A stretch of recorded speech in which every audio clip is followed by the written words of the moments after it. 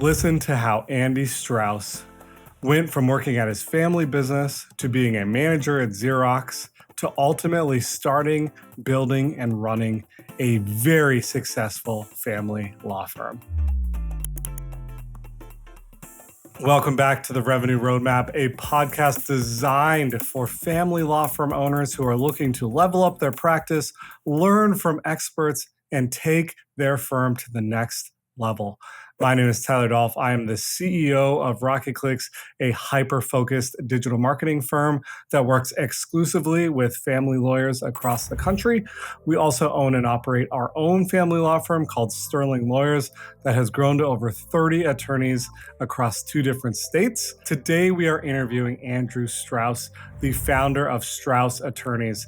Andrew's story is an awesome one. He leveraged his prior business experience to own and build a law firm based on business principles and practices, and now is very successful. He has a great story, and I hope you enjoy it. Okay, welcome everyone back to another exciting episode of Revenue Roadmap. Today, we are very lucky to have Andy Strauss with us of Strauss Attorneys.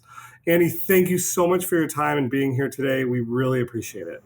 It's a pleasure to be with you. Hope I can give you some productive information that's useful for everybody. No, I'm sure you will. Let's kick us off and get started. Andy, will you tell us a little bit about your story, your background? How did you start out in this space, and where are you today? Well, I'd be happy to. Where I started out and where I ended up was not part of a master strategic plan. I wish I could say it was. I started out in a traditional law track. I worked for a federal judge and then worked for a very large law firm down in Jacksonville, Florida that became purchased by McGuire Wood out of Richmond, Virginia, a major law firm. I did corporate securities work, and a couple of years into my practice, my father asked me to come back and work in a family business. He did not have any successors in the family, and he said, "You're the one, Andy." So my newly married wife and I packed our bags from Jacksonville, Florida, and moved back to Pittsburgh, and where I grew up. And 6 months later, the family that owned the owners of the business, my father included, sold the business to Xerox.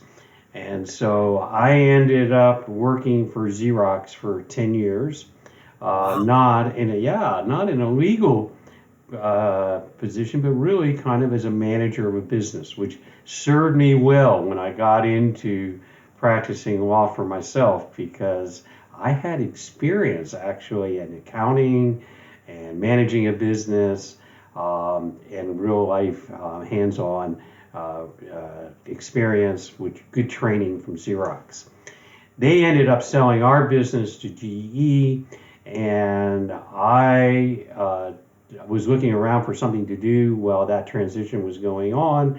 And a good friend of mine from college, I went to a business school, Wharton in Philadelphia, and a good friend of mine from that school was a CPA, and he was assigned to a company down in Asheville, North Carolina, where I now live.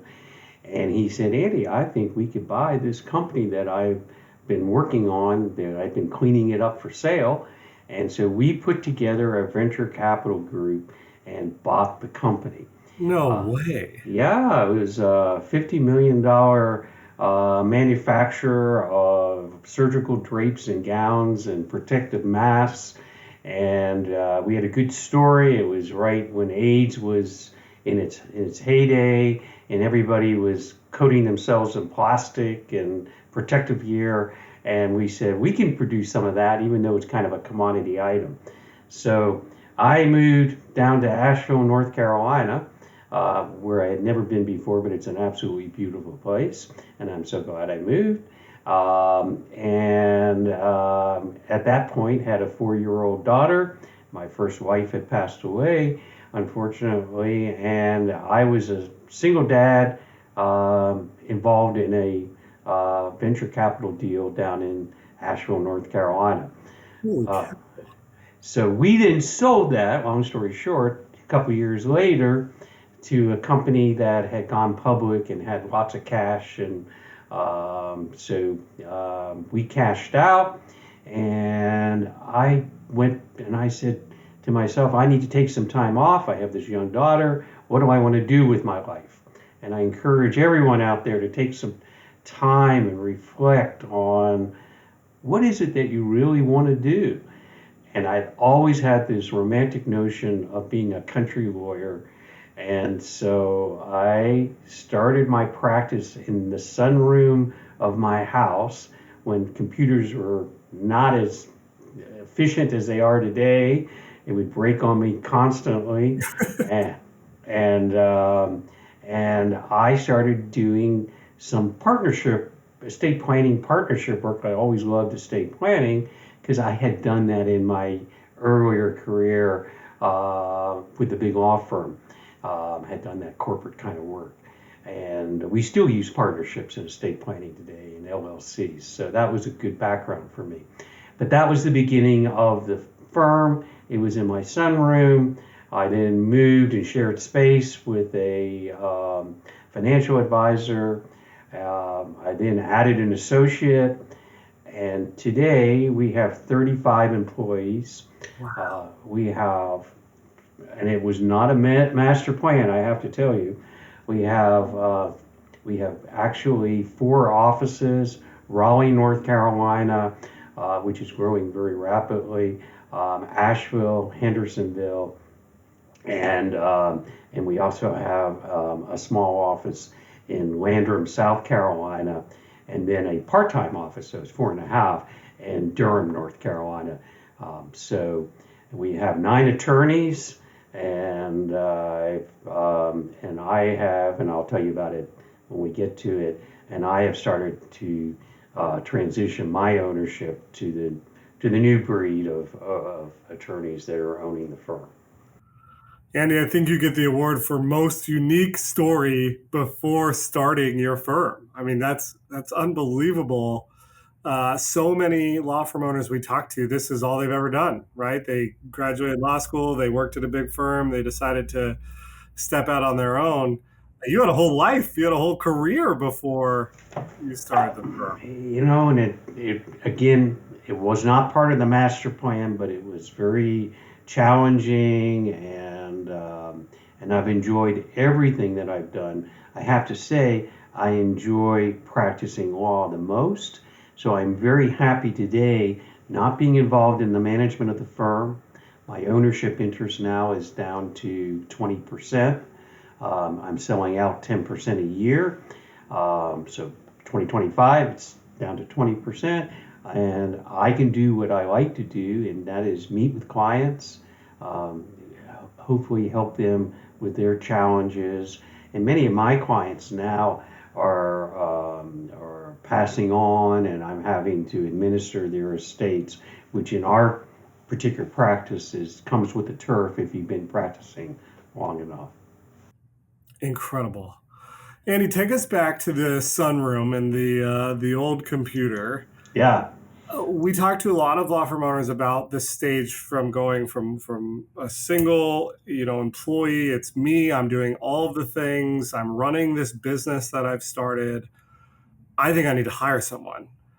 Tell us about that process from being the guy and doing all of the things to then figuring out, delegation. And I'm sure you did that in your previous roles, but help our audience understand the importance of taking that next step and being able to delegate out tasks so that you can become more efficient and a better operator. Well, you make an excellent point. There's only so much time, and even when you're creative about your time, it's very hard to create more time. And the old saying is, "Law is a jealous mistress," because it utilizes so much of your time. And the only way I felt I could leverage myself was to have other people do work that I could supervise and that I could profit on. So it was really a multifaceted situation. I could free myself up to do the kind of work I wanted to do, have somebody else do the more background technical work that was time consuming, and I could make a profit on leveraging that. And so I found that in managing a law firm, you don't have inventory. You have people, and people can be your revenue per full-time equivalent is something every lawyer should be very hyper focused on, because if you let your personnel and expenses get out of hand, you will find that you'll become unprofitable quickly. And your overhead and your nut, so to speak, will eat you alive. So you've got to be very careful on that. So it's a hard thing to do, is to say, if I add more expense, am I going to get the multiple in revenue that's going to pay for that expense? And that's a leap that many people have a hard time making, and understandably, because if you keep your expenses very low, you can drop a great percentage of your revenue to the bottom line, but then you can't maximize that that top line revenue. And I found, for me too, that I needed to have not just other attorneys, but I needed to have paralegals, especially today with our state administration and trust administration practice, which is about 35% of our practice. It's very people intensive, but we can get that done by non attorneys, and even potentially, and this is the new trend, by foreign employees or foreign staff that can do it a whole lot cheaper than we can do it on shore. We've not done that, but I've had colleagues who have utilized that offshore personnel pool and have done that very successfully. Yeah, at our law firm at Sterling Lawyers, we have 30 employees that are in the Philippines. Yeah, there you go. And that's what's causing the great demand, I think, for venture capital in the accounting area, because they're able to leverage themselves dramatically by using personnel offshore. And they have whole staffs and whole offices offshore. We haven't seen as much of that venture capital coming into the law arena, but I think it's coming. I think it's coming too. I mean, I think young lawyers out there ought to be prepared for it. I think it's the train has left the station, and it's probably a good train to be on eventually. We've actually are putting together a podcast on the alternative business structure laws that are changing. They changed in Arizona already. And right. You have some non-attorney owners of law firms, which is going to make way for PE to come in and be able to scoop these law firms up and put them together. Exactly. I think DC has that as well. So yeah, I think that's accounting firms will do it, venture capital firms will do it. This will bring a lot of liquidity to the law practices. Yeah, it's very interesting. Going back, you went from 1 to 2 employees, and now you're at over 30. Tell us about some of the learnings as you were scaling your firm and being able to take it to a nice size firm. You are much larger than a lot of firms out there. How were you able to make that leap, and what were some of the processes or hires that you made that allow you to continue to scale and grow? Well, I think hires, you put your finger on a very important issue. I mean, you can make a lot of mistakes in the hiring process, and you can be lucky, but you never want to discount luck. There is a book written, Hire Slow, Fire Fast. Sure. And I heartily recommend that people look at their hiring in a very deliberate way. making sure that it's not only a good fit culturally, but that the people that you're hiring have the technical skills and aptitude. I would do testing on that. We didn't have to do that with lawyers, but lawyers, you can certainly tell from their academic record and their past work career, and you would want to make sure you get referrals. We have made, I have to admit, many mistakes in the hiring process, but once you get to a certain size, you can tolerate some mistakes. But it's very expensive to train someone and then not have them work out. And so over time, we found that we had to go through several people to get the ones that really were going to stay, really roll up their sleeves and be committed. And that's hard today because the generational culture is not the same as it was years ago. People, are much more, let's just say, mobile and less committed. So it's a very difficult thing on the hiring, and I would just say be very careful on what you do because the cost of making bad decisions is quite high. It's very high. I totally agree. Are there any key employees that you feel like really were able to help you get to the next level, and what made them so important? So I, over time, met people in our community that shared my same vision for client service, for excellence, for putting the client and creating value for the client. And what I ended up doing, and I think this has been one of my secrets of my success, is that I would hire attorneys and oftentimes give them a set salary to begin with for a limited period of time. But in our firm, we really had a more entrepreneurial, eat what you kill culture. And that was a hard thing for attorneys to embrace.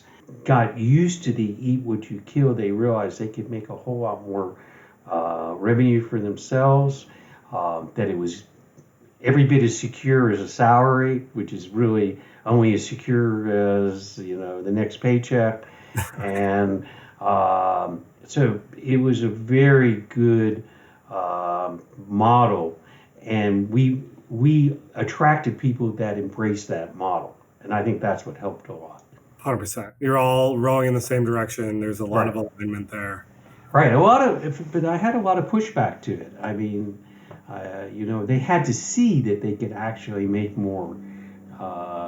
And when they prospered, I prospered. Everybody wins in that scenario. But you Right. got to create the model and you got to show them the path, Right. right? Which is where leadership comes in. Andy, this has been awesome. I really appreciate your time. One thing we like to do as we're wrapping up these episodes is give us a few, 2 or 3 tips to a young lawyer who maybe at a big firm or has just graduated law school and is looking to go out on their own and start their own firm, which comes with a lot of opportunities for growth, but also means they have to be an entrepreneur. What are a couple things that they should be thinking about, or books they can read, or topics they should study up on before going out on their own? Well, first and foremost, don't try to invent the wheel yourself. It's not as intuitive as you might believe it to be. Get good guidance from from outside sources. You don't have to be the pioneer here, and you want to learn from other people's mistakes. So it's worth investing in getting that mentoring. Most small businesses fail to a large extent because they don't know how to succeed. They don't have the structure and the processes and the roadmap that they could achieve if they went out and got good guidance on it. So one, don't go it alone. That's first and foremost. Secondly, think about what your unique talents are in how you're going to be perceived in your market. You don't have to be everything to everybody. Um, that's you have really the ability to choose how you define your market and how you approach making sure that you do that in a ethical, profitable way. Um, Focus is a strength there, right? Focus, yeah. Hard work. It's not going to be easy. No new practice generally is. Give it time. Um, have a strategy and work the strategy. I love it. That's so great. Andy, thank you so much again for being on our podcast today. Everyone, if you're listening, Andy, how could someone get in touch with you if they're interested in Sure. learning? If anybody has a question, I'm happy to be contacted. My my direct phone number is 828-210-0506, and my email is Andy Andy at StraussLaw.com. StraussLaw.com. And we used to have everybody use their first name, but we've gotten big enough now where we have multiple people, so that hasn't been able to be implemented totally. But we try to make it easy for clients to contact us. And finally, I'll just say one of our hallmarks has been, and this is true of almost all attorneys, is crisp communications with clients, with financial advisors or referral sources. We have an AM PM rule. If we get a call in the AM, we're back to them in the PM. If we get in the PM, we're back at the AM at the latest. And I instilled that in everybody because one of the big beefs people have is that lawyers don't return calls, aren't communicative, and it's so easy for you to stand out and be different if you really try hard to We get say back to that people. all the time at our businesses that as advanced as everyone is, and everyone talks about AI and all the things, like customer service is still is a superpower. And being Yeah, able to help your clients and do what you say they're going to do, it's unbelievable how much that works.